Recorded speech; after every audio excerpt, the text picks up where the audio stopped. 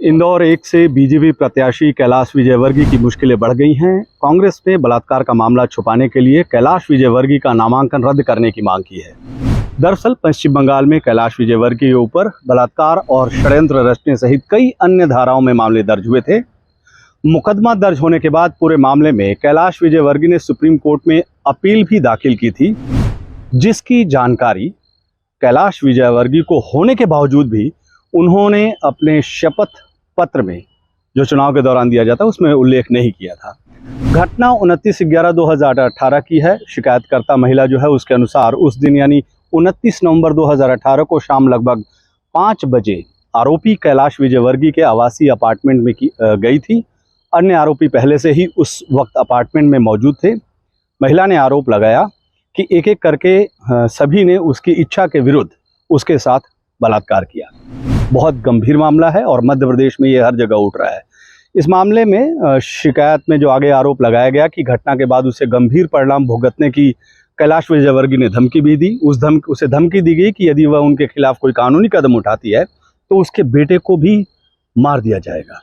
यह भी आरोप लगाया गया कि बाद में उसे शारीरिक उत्पीड़न और मानसिक यातना का भी सामना करना पड़ सकता है। उसने इस मामले को लेकर विभिन्न पुलिस स्टेशनों जैसे सरसूना पीएस केस नंबर 131/2019, धारा 341/506/34 आईपीसी के तहत आरोपियों के खिलाफ शिकायत दर्ज कराई और बोलपुर पीएस केस नंबर 89/2020 धारा 341, 323, 325, 506, 34 आईपीसी के तहत शिकायत में यह भी आरोप लगाया गया और कहा गया कि दिनांक 29/11/2018 की घटना के बारे में उसने स्थानीय पुलिस स्टेशन में शिकायत करने की कोशिश की, लेकिन पुलिस ने उसकी ऐसी शिकायत स्वीकार करने से इनकार कर दिया।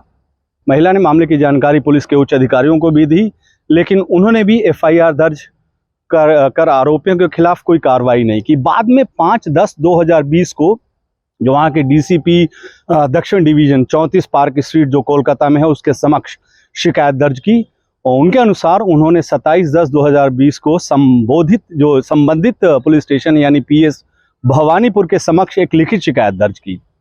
उसने 4/11/2020 को 4 नवंबर 2020 को पुलिस उपायुक्त को एक और शिकायत दर्ज कराई। अलीपुर की अदालत ने 12 नवंबर 2020 को सीआरपीसी की धारा 156(3) के तहत संबंधित पुलिस अधिकारी को एफआईआर दर्ज करने और मामले की जांच करने का निर्देश देने का अनुरोध किया।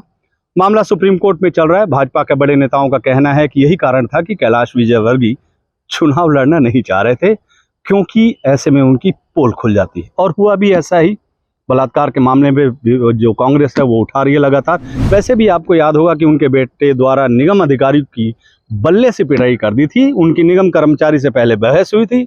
अपने कृत्य को लेकर उन्होंने सफाई देते हुए कहा था कि पहले आवेदन, फिर निवेदन और फिर से दे दनादन के तहत कार्रवाई की जाएगी। इस मामले में विजयवर्गीय परिवार की पूरे मध्य प्रदेश सहित पूरे देश में किरकिरी हुई थी। अब मामला बेहद गंभीर है।